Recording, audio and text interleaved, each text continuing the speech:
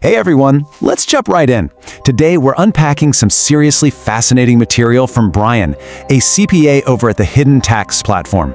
So let's kick things off with Section 1, the silent siphon.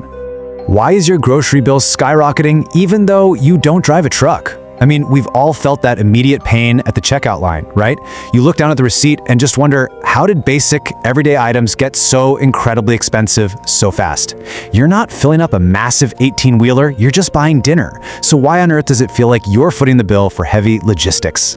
Well, according to Brian, the answer actually lies in one very specific number, $5.64, specifically $5.64 diesel fuel. He points out that this price point acts as a totally invisible tax. It's a wealth destroyer, literally siphoning away your net worth before you even walk out of those automatic grocery store doors.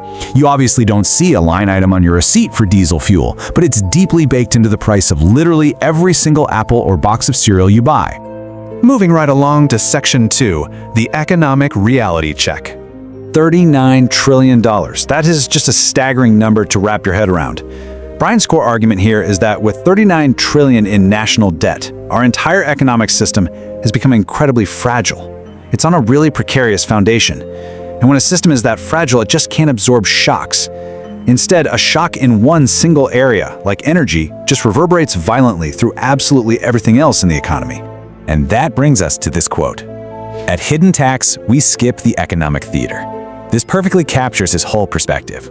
He's offering what he considers to be a strict, no-nonsense financial wake-up call. He's completely bypassing the usual political talking points to look directly at the cold, hard math that everyday consumers are facing right now. All right, Section 3, the chain reaction. Let's look at how this actually works. Diesel runs the world. It's a super short, simple statement, but it hits the nail right on the head. It perfectly illustrates why spiking energy costs aren't just some headache for transportation companies. They are a direct siphon right out of your personal investment account. Think about it. Every single physical good you purchase relies entirely on this fuel to be extracted, manufactured, and transported directly to you. So let's track exactly how this energy cost moves through the global system. Step 1, fuel spikes by 59%. But that pain doesn't just stay at the pump. Because fuel is suddenly vastly more expensive, the entire process of farming and manufacturing instantly takes a huge hit. Fertilizer relies heavily on energy inputs, so its costs shoot up, and global shipping surges right along with it. And then finally, all of those increased production costs get passed directly onto you, inflating your grocery prices. But notice the timeline here. This final hit to your wallet happens about 3 months later.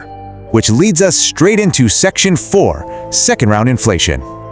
This exact dynamic we just looked at is what the source calls second-round inflation. It's basically a delayed economic shockwave. When initial energy cost spikes, like that diesel we talked about, hit the market, they take several months to finally manifest as food inflation in your grocery cart. You don't feel the hit the day oil prices rise, right? You feel it 3 whole months later when you're simply trying to put food on the table, which leaves you wondering why prices are suddenly so sky high when nothing else seems to have really changed. So it all boils down to a pretty stark reality. Hard-earned savings versus devalued paper money. The source argues that this second-round inflation is essentially a hidden tax. It's an invisible systemic force that is actively turning the savings you've worked so incredibly hard to build into devalued paper. The actual purchasing power of your money is being quietly drained away by these delayed systemic costs, so it leaves you with less real wealth, even if the actual number in your bank account hasn't changed one bit. Okay, let's pivot to some solutions in Section 5, building your wealth fortress.